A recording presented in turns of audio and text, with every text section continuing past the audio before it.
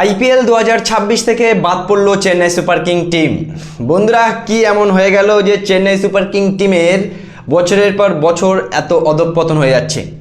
আমাদের Chennai super king team, আমরা 10 বার final খেলেছি, 5 বার চ্যাম্পিয়ন হয়েছি, আইপিএলের সব থেকে সাকসেসফুল টিম আমরা।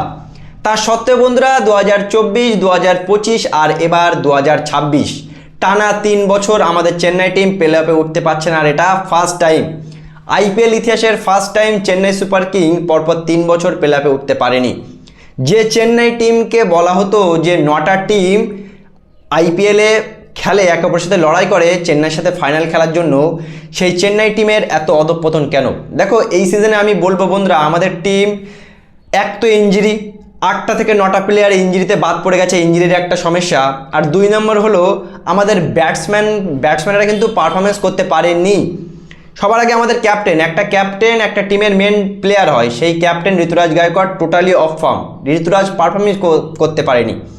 আয়ুষ মাত্রে মানে চোট পাওয়ার পরে আমরা দেখতে পাচ্ছি মিডল অর্ডারে একবার সারফরাজ খেলা করে, একবার ম্যাথিউ শটকে খেলায়, একবার উর্বিল পটেলকে খেলায়, কিন্তু কন্টিনিউ ভালো পারফরমেন্স কেউ দিতে পারে না। ফিনিশিংয়ে ব্রেভিসের উপরে আমাদের ভরসা ছিল, কিন্তু ব্রেভিস একটা ম্যাচ ছেড়ে দিলে কোনো ম্যাচে পারফরমেন্স করতে পারেনি। আর বোলিং তো বন্ধুরা ছেড়েই দিলাম, যে কাকে কাকে খেলা করতে নেয়, কাকে মানে আমাদের টিম নেয় আমরা বুঝতে পারি না। এই সিজনে সব থেকে যখন মানে আমরা 14টা ম্যাচের মধ্যে 6টা ম্যাচ জিতেছি, 8টা ম্যাচ হেরেছি। ভাবো, ওই 8টা ম্যাচের মধ্যে 2টো ম্যাচ, জাস্ট 8টা ম্যাচের মধ্যে 2টো ম্যাচ জিতলেই চেন্নাই প্লে অফে কোয়ালিফাই করে যেত, কিন্তু চেন্নাই আইপিএল থেকে বাদ পড়েছে। আর আমি বলবো বন্ধুরা, এই চেন্নাই টিমকে এবার পরিবর্তন করা উচিত, বিশেষ করে ক্যাপ্টেন্সি ঋতুরাজ গায়কোয়াড়ের কাছ থেকে অন্য কাউকে দেওয়া উচিত। ঋতুরাজ অ্যাজ এ ব্যাটসম্যান সে খেলুক। অ্যাজ এ ব্যাটসম্যান ঋতুরাজ 2021-এ 650 রান করে চেন্নাইকে চ্যাম্পিয়ন করেছিল। অ্যাজ এ ব্যাটসম্যান ঋতুরাজ 2023 সালে 550 রান করে চেন্নাইকে চ্যাম্পিয়ন করেছিল। সুতরাং ঋতুরাজ ক্যাপ্টেন্সির দরকার নেই, সে ব্যাটসম্যান হিসেবে খেলুক, ভালো করবে। আর 2, কোচ স্টিভেন ফ্লেমিংকে এবার ছাঁটাই করে দেওয়া উচিত। স্টিভেন ফ্লেমিংকে আর রাখা উচিত না। আইপিএল অকশন যখনই আসে তখন অন্যান্য টিম ভালো ভালো প্লেয়ার কেনে, ভালো ভালো বোলার কেনে, ব্যাটসম্যান কেনে, ফিনিশার কেনে, আর আমাদের ওই মার্কেটে পড়ে থাকা ছাট মাল ওই প্লেয়ার কেনে।